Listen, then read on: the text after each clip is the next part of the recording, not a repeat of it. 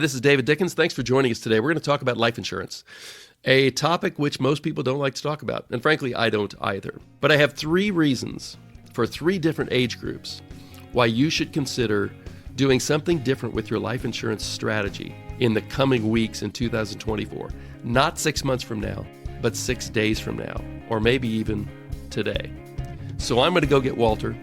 We're going to talk through this very important topic, and I hope it makes some sense for you. Do you need help protecting your finances as you enter retirement? David Dickens of KC Financial Advisors has got you covered. Welcome to the Cover Your Assets KC podcast.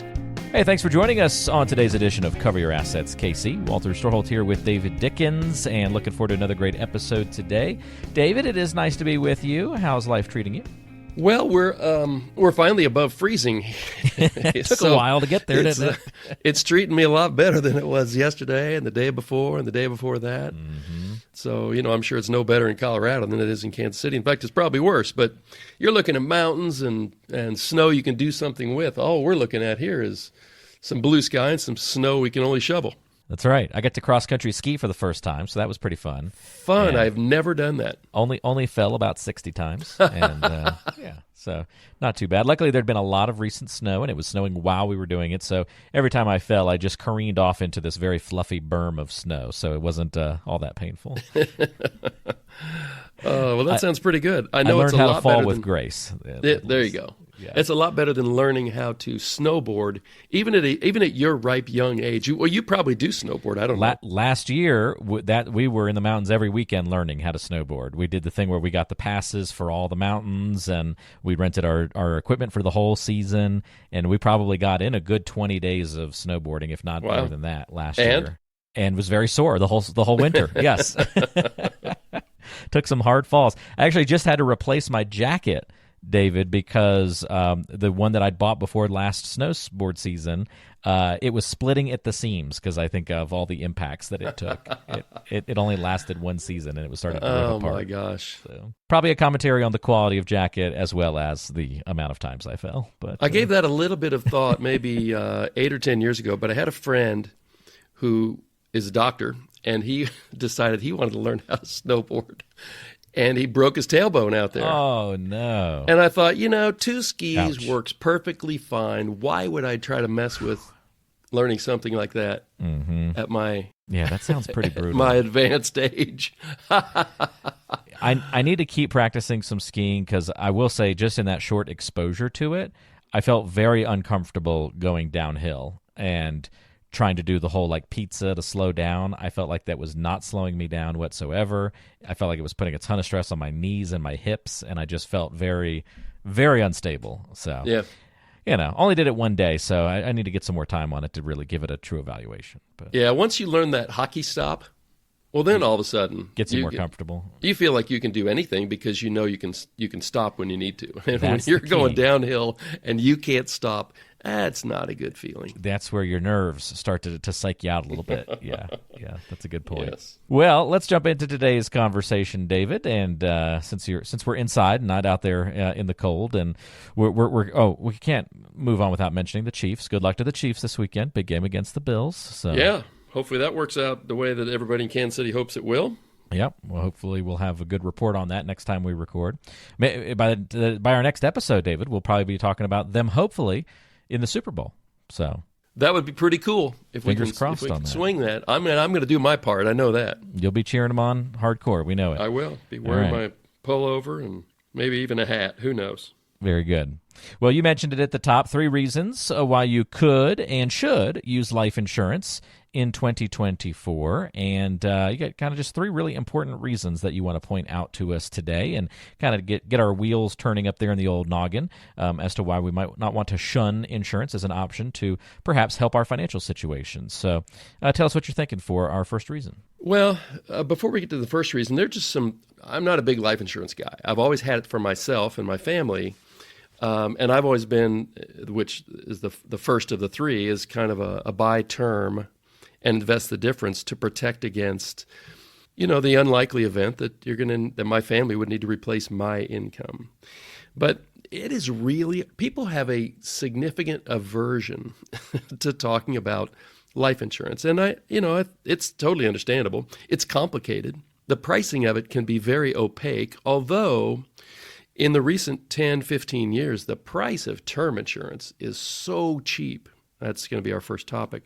But the pricing really is very understandable. You don't get something for nothing in life anywhere. And so you're certainly not going to get it from a bunch of actuaries that work at an insurance company. So all you're really trying to do is protect against an unforeseen financial event. And that protection is going to cost you some money. Or you can go unprotected and it costs you nothing. And hopefully you never have the problem that you could have insured against. And I think the last reason why it's a little uncomfortable contemplating your own death. And that's what you're doing when you're buying life insurance. You're saying, well, eventually I'm not going to make it to the next day. And that isn't the most fun topic. It's a really important topic, but it's one that we don't like to face very often. And once we get things kind of where we want it, we just like to put these types of contracts away and not think about them. That's perfectly great. But what you don't want to do is have one of these unforeseen financial events affect you and your family before you've put these types of things in place. So I've come up with 3. We have a really wide variety of listeners. People in their 30s, people in their 50s, people in their 70s and 80s. And what I tried to do was pick out something here for everyone such that it could be actionable early in 2024 to say, okay, this sounds really important, so I'm going to do something about it now. That's my hope. When we get to the end of this thing, you as a listener have heard something where you go, okay, I may not actually do it, but I'm going to check it out. So that's my goal. Number 1 then, Walter, that was a heck of a long lead-in. Great lead-up. Yeah, there's going to be a nugget for everybody today. A little something for everybody. Number 1 is the saddest unforeseen financial event that you get to deal with, that you have to deal with as a financial advisor, maybe as a parent, as watching a friend go through this. But it's the early death of a breadwinner. And there's an amazing number of people that do not have life insurance, or they have that little bit that their employer offers. Maybe it's one-time salary. It's not like it's a teeny tiny amount. But frankly, if you're looking at, so what you're really trying to do with this type of insurance is replace, let's say that you're the sole breadwinner in your family. You're trying to replace your income and the money that you would have otherwise put away for retirement. You're trying to replace that with one lump sum from an insurance company if, in the unlikely event, you die earlier than, say, during your working years. All actuaries know, the numbers would tell you, you dying early is really unlikely. You becoming disabled is way more likely than you dying early. But if you die early and you aren't insured, oh my gosh, the impact on your family is stunning. If you have kids, if you have a spouse that doesn't have a work outside the home, if you have a nice big mortgage on a beautiful house that you own, but you still owe a lot of money on it, if you're trying to put your kids through college at some point, all those things get cast into jeopardy if you don't have life insurance. And it's super, super cheap to get term life insurance. Now, depending on the advisor you talk to or the insurance person you talk to, you might either buy term insurance or whole life insurance or, universal life insurance. There's a bunch of different. I've always been a buy term and invest the difference person. And all that means is you buy the cheapest life insurance possible. And it has no investment component whatsoever. It's just life insurance. It's analogous to your car insurance. You pay a premium for a year, and if you don't have a wreck, well, you flushed that money down the toilet, and you're never getting it back. But if you had a wreck, well, you're really glad you did have the insurance. And that's what term life insurance is. Once the term is over, there's nothing left. And hopefully you didn't die, and you quote unquote, wasted all those premiums to protect against the unlikely event that you did die. Here's what I mean when I say it's cheap. I ran this calculation right before you and I hopped on this call. And for $1 million policy for a 40-year-old. Now, if you're a 40-year-old and you make $500,000 a year, well, $1 million isn't even close to how much life insurance you need. But regardless, I'm going to give you a tip on a good calculator that will help you figure out how much you need in just a minute. But $1 million for a 40-year-old that's in good health, and they want to have the same premium monthly for the next 20 years. They don't want that premium going up because they're getting older. They just want to lock it in now. And when they're 60, they're going to figure, well, I guess I'm so close to retirement and I've done such a good job of saving for myself, and my kids are through college and my mortgage is paid off. I don't have an insurable interest anymore. But that type of policy, $1 million, 40 years old, 20 years, premium never changes. That's $50 a month. Now, it's pretty significantly inexpensive for somebody who would be bringing in that kind of income. Boy, I think so, Walter. Yeah. But sometimes it's just the fear of having to crack open the can of worms and say, well, what would that cost me? These term providers, there is very, very little difference, pennies difference, between which company you go with, because it's gotten to be a real commodity. And when I say commodity, I mean, well, it's kind of like bread or milk or eggs. You go into the store and you see 3 different providers, and they're all charging about the same. And that's the way term life insurance is. It's super cheap, and it is readily available. You don't need a guy like me, although I'm happy to help you fill out an application, and the life insurance will pay me a little bit of money for doing that. Or if you're a do-it-yourselfer, do it yourself. You can get online and do these things. One of the difficulties is, well, if you're requesting enough death benefit, well, they're going to want to come and take your blood pressure, and they're going to want to check with your doctor to make sure you're not going to die next year.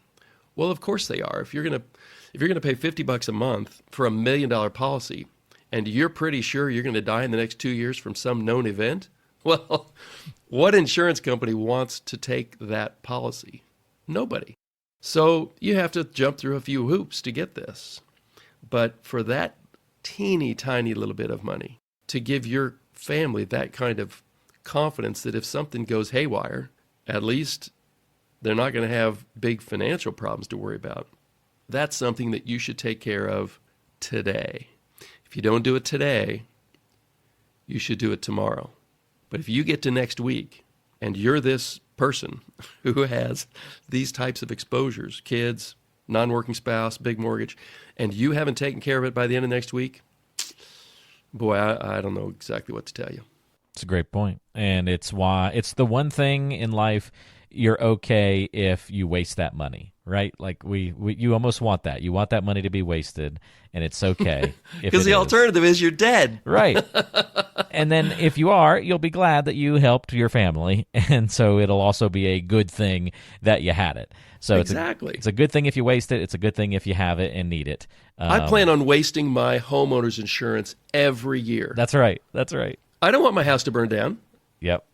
I don't want a tornado to blow it down. I'm happy to waste that money. And this is another type of money. The reason it's so cheap is because it's unlikely that it's going to happen to you, that you're going to die young.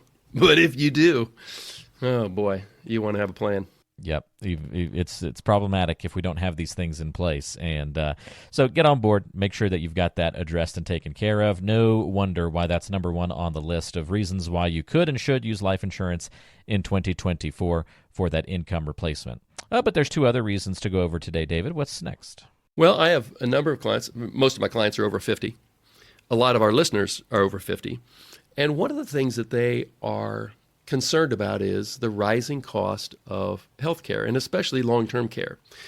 The statistics you read say, well, 70% of us are going to need some sort of long-term care. Well, okay, that's probably the case.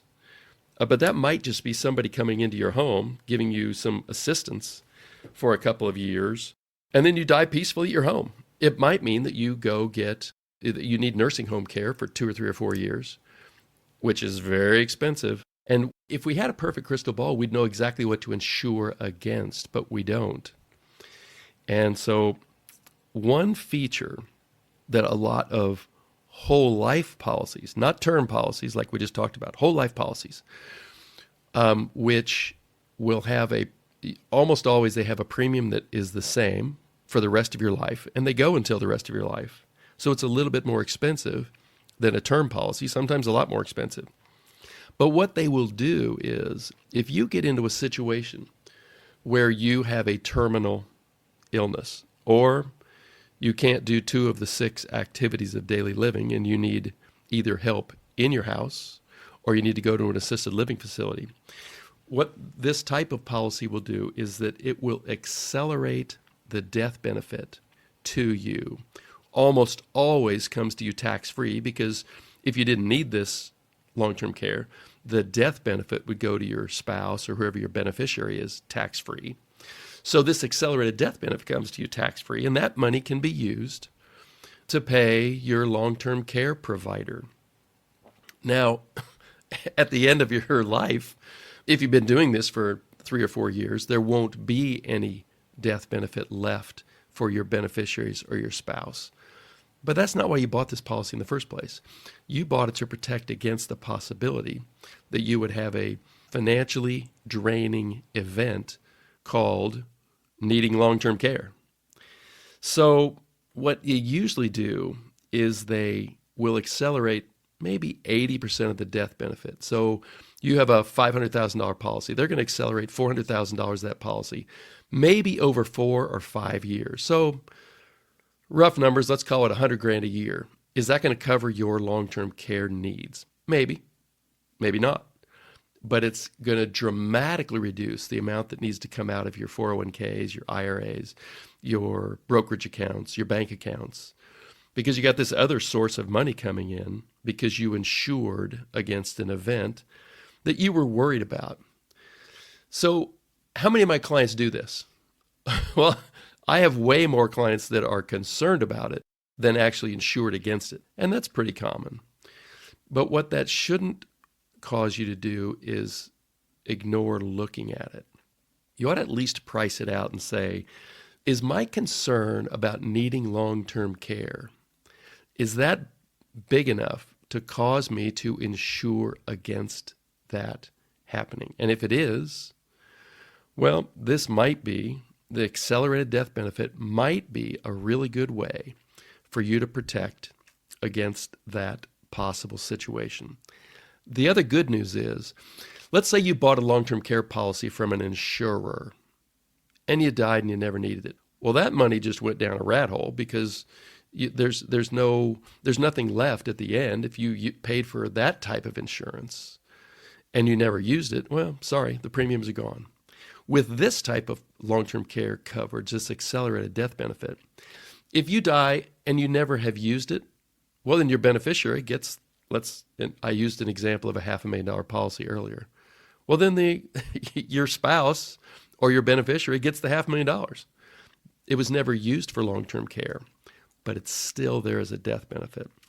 So this is one of my favorite ways. If I have a client who is really, really concerned about long-term care, this is one of my favorite ways of addressing that, because it's a way to address the risk without having a use it or lose it type of policy that you would otherwise have with a long-term care policy. It's a great perspective, I think, there, David, and that's why that's on the list as well. 3 reasons you should and could use life insurance in 2024. Income replacement, long-term care options that it opens up as well. What's our third and final reason for today's episode? Well, our third one is transfer of family wealth. And that, for me, that really comes into focus with the uncertainty about where taxes are going to be 5, 10, 20 years from now. We now have $34 trillion of debt, federal debt. And it's a little hard for me to imagine that at some point in the future, maybe not in the incredibly distant future, tax rates are going to go up. It's a growing problem, and nobody in Washington, D.C.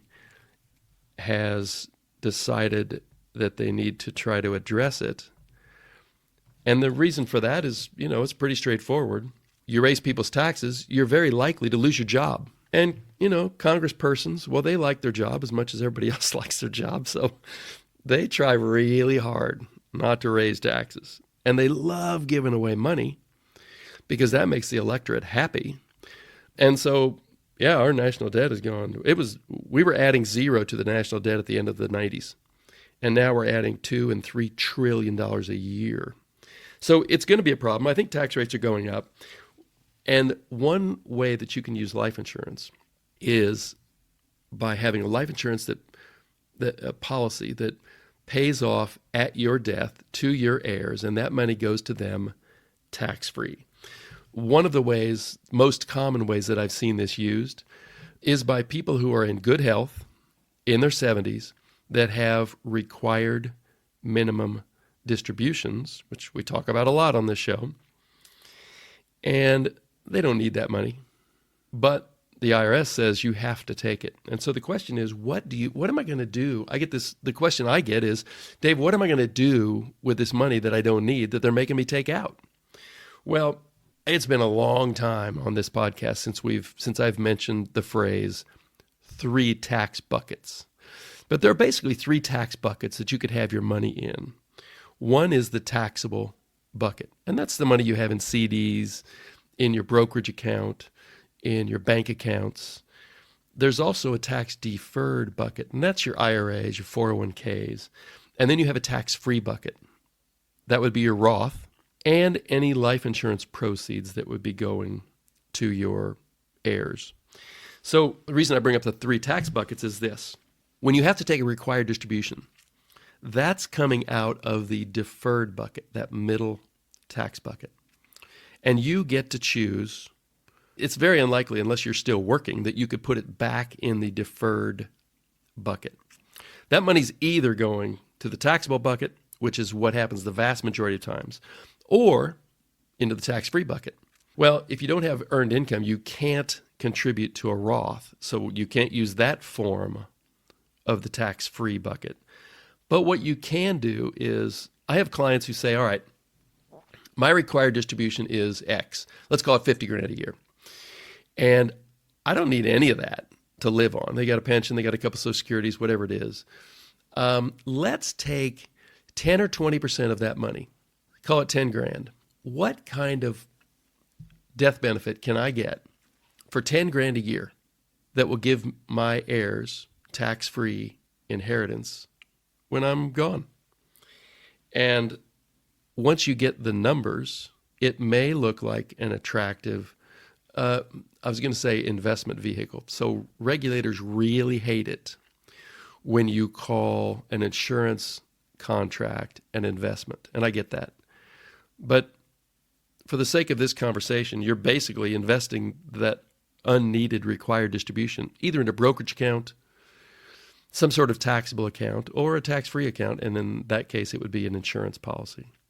So what I don't want a listener who has, in this situation, who has an excess RMDs, aren't going to need, what I don't want them to do is say, that's probably really expensive. I don't think I want to mess with that. You ought to at least check it out and see. And what you might find, and in a number of cases my clients have found, that it ends up being a good, quote-unquote, investment option for them. Is it going to work out better than taking that required distribution and putting it into the S&P 500 or into a bank CD? I don't know. Tell me when you're going to die and tell me what those other investments would have done over that period of time between now and then I'll tell you whether it was a good investment. All you're really trying to do is hedge your bets here and give your heirs a tax-free inheritance. So that can be a really good alternative for people who have saved and invested really well for themselves. And now they're figuring, how can I enhance the tax implications to my heirs whenever I do leave this world? So once you get into your 80s, it gets pretty expensive. In your 60s, it might be a little too early. And your required distributions don't start till 73. So somewhere in that early 70s range, is the point at which you're going to know how much required distributions you're going to have. You're going to know what your retirement lifestyle looks like. You're going to know what your pension, your Social Security, and et cetera are. And if you have a big bunch of money that comes out every year with required distributions, and it's money you don't need, then putting it into the tax-free bucket might be a good alternative for you. And I just encourage you to check it out. Very good. Great breakdown, and thank you for that, David. There you have it, 3 reasons you could and should use life insurance in 2024. If you have questions about something that David talked about on today's episode and you want to get in touch and talk a little bit more about maybe where life insurance does indeed fit into your financial plan, or if you have other questions that this has raised about financial and retirement planning in general for you, don't hesitate to reach out. You can call David at 913-317-1414. That's 913-317-1414. Or go online to coveryourassetskc.com. Coveryourassetskc.com, your place to go online for more information, where to listen to past shows, and other great stuff there as well. David, thanks for the great breakdown today. Appreciate it. Go Chiefs, and we'll look forward to talking to you in 2 weeks. Go Chiefs. I'm going to be clued in and watching every play, so hopefully we have a good outcome, and I'll look forward to talking to you in a couple of weeks. Fingers crossed on that. Absolutely. Thanks for joining us, everybody. We'll see you next time right back here on Cover Your Assets, KC.